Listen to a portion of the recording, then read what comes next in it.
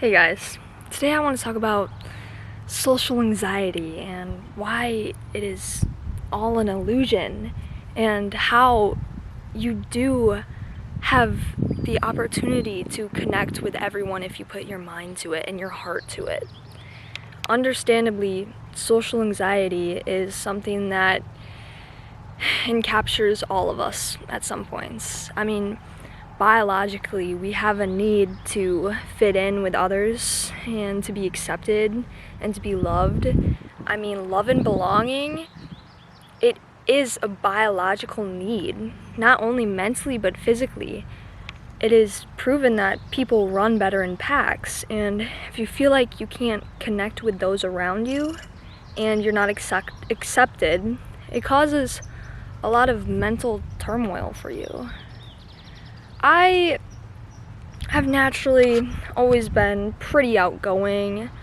I try my hardest to be my authentic self in every situation, but of course that is hard to do at some points. There are some people where I just subconsciously lower myself down and I'm not as fully vibrant as I could be, but I think that that's my obligation to learn then and to realize and to ask myself, why do I feel this way? This is my responsibility to look into what's causing me to dumb myself down. And I think it's also important to realize that you are such an important puzzle piece to the art of life. Okay? Exactly who you are, it's just what this world needs in every social situation that is too. Wherever you are needed. Whoever you're speaking to, they need you just as much as you need them. It's all a puzzle piece and it's all perfect. So the more you can express and be comfortable with who you really are, the more that you are feeding into the beauty of the universe. And I think it's also important to take the fear out of talking to other people. It's so novice to say this, but at the end of the day, everyone is just thinking about themselves. And when you go to bed at night, I know you're not thinking about that mistake that one person did 2 weeks ago. No, you're thinking about how you acted today and if you're proud of the way that you are being.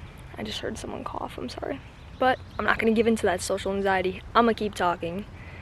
Anyway, I think it's also important to notice that there is no separateness.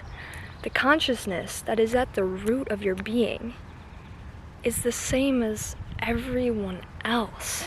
When I'm talking to this camera right now, I'm not imagining me talking to 1,000 different people. I'm imagining me talking to another consciousness.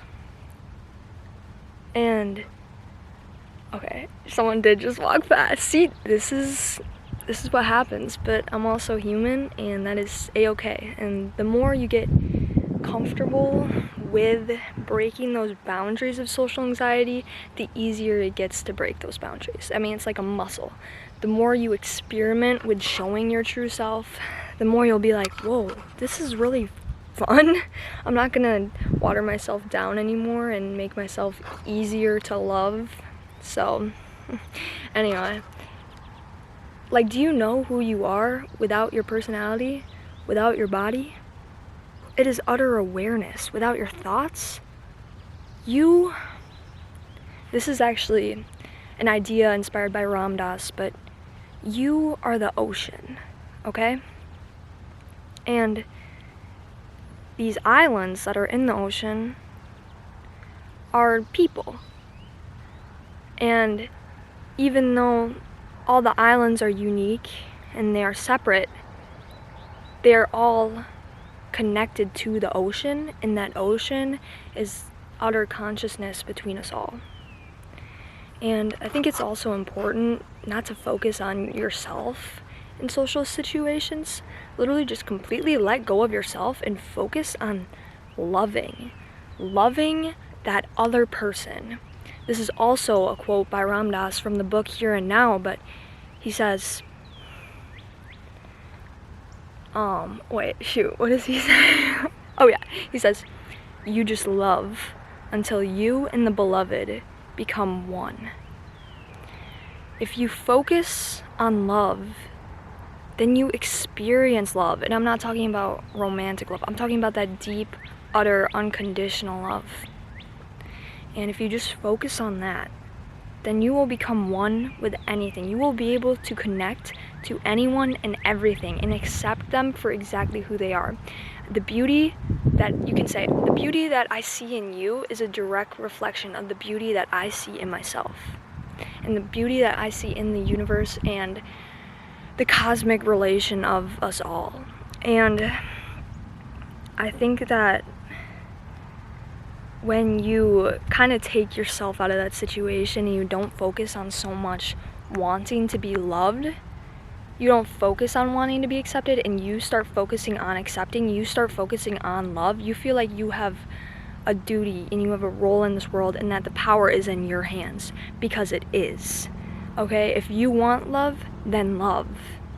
And it doesn't take a lot to love. Look at somebody and say, you are important and you are exactly the way you should be, and I'm not going to try to change you. I'm not going to try to get you to see how great I am. I am just going to see how great you are. And when you do that, you take the power out of lacking, out of insecurity, and you put it into, I am the loving person. Look at, I am the one who's benefiting. Even if you don't see how great I am, even if you don't love me or think you love me, even if you don't like me, I love you. And there is power in that. And there is comfort in that. Because then you're always the one who's loving. This is a quote by Andrea Gibson, but she said, why is loving someone who doesn't love you back a sad tune? Isn't the one who loves the lucky one? And that is just so deep and beautiful, and it makes me always proud to just be a lover and to open my heart. And yeah, so wonderful. It is so hot out here. I am so sweaty, but it feels great. I'm loving this summertime weather. Anyway, just go out there and work on yourselves so that you can have more fun in life, because it's more fun when you don't feel like you have to put so many guards up, and you shouldn't, because you're perfect and wonderful. And just focus on that love, baby. I hope this helped someone. And if it didn't, it helped me. So this is perfect. Anyways, love you all so much.